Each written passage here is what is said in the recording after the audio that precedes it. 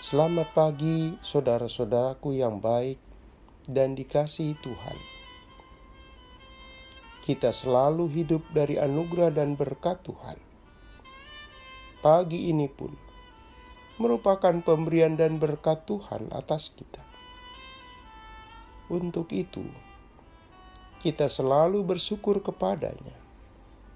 Dan pagi ini, seiring dengan hari baru, kita pun tetap setia kepadanya. Firman Tuhan yang kita renungkan, 2 Samuel 16 ayat 11-12. Pula kata Daud kepada Abisai dan kepada semua pegawainya, sedangkan anak kandungku ingin mencabut nyawaku, terlebih lagi sekarang orang Benyamin ini. Biarkanlah dia, dan biarlah ia mengutuk, sebab Tuhan yang telah berfirman kepadanya demikian.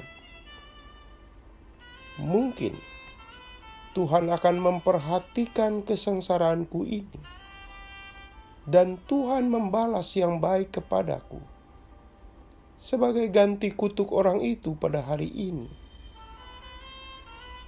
Saudaraku, pepatah kuno kita menyatakan, sudah jatuh, tertimpa tangga pula. Sebuah pepatah untuk mengungkapkan kemalangan yang dialami seseorang secara bertubi-tubi. Sebuah penderitaan terdahulu belum berlalu, telah tiba penderitaan baru. Bagi orang yang mengalami kenyataan demikian, tentu merasakan beratnya beban ganda. Sosok yang mengalami kejadian demikian adalah Raja Daud.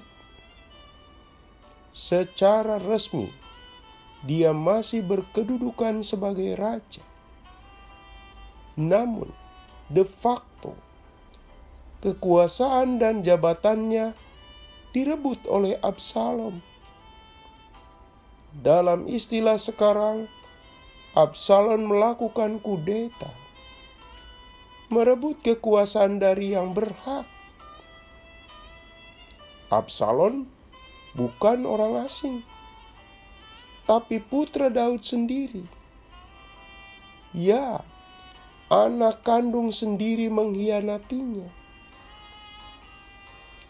Saat itu Daud menyingkir ke daerah Yordan bersama rakyat yang masih loyal dan percaya kepadanya.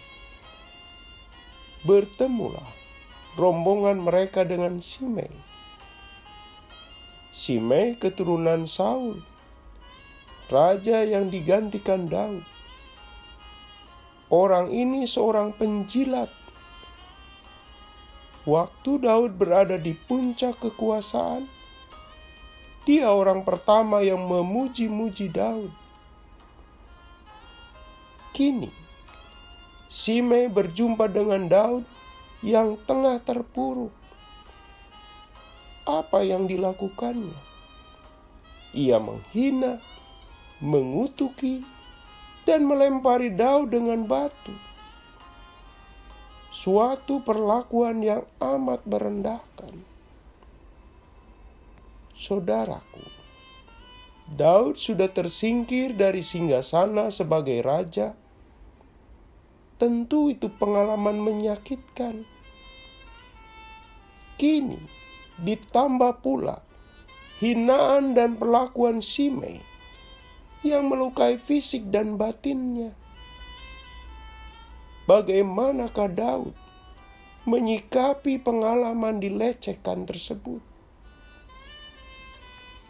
Daud tetap rendah hati dan menerimanya. Ia malah menenangkan hati pengikutnya yang emosi dan amarah kepada Simei. Mereka geram. Daud menerima perlakuan Simei dengan sabar. Daud berkata bahwa anaknya sendiri saja hendak membunuhnya, apalagi Simei, orang yang berwatak rendah itu. Saudaraku, Daud memasrahkan diri atas apa yang dialaminya kepada Tuhan.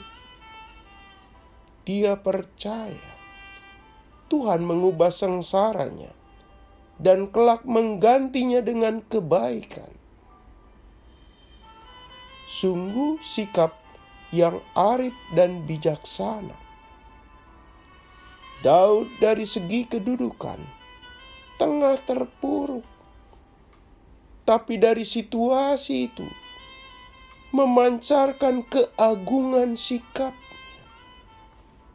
Sabar, matang, dan menempatkan Tuhan sumber solusi dalam hidupnya.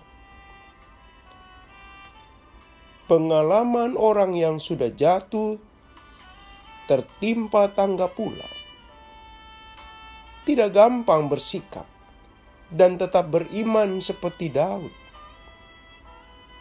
Bukan tidak mungkin, justru protes kepada Tuhan, menyatakan ketidakpuasan dengan nasibnya, dan terpuruk meratap dengan frustasi. Bayangkan jika ada orang yang baru saja kena pemutusan hubungan kerja, disusul ada anggota keluarganya jatuh sakit, misalnya. Kita bisa mengerti pengalaman demikian amat berat. Yang satu belum selesai, datang lagi musibah baru yang tak kalah beratnya. Saudaraku, pagi ini Daud memberi kita keteladanan.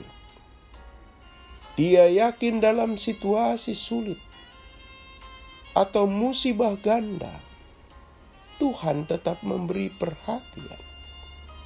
Dan Tuhan pula kelak mengubah musibah dengan kebaikan.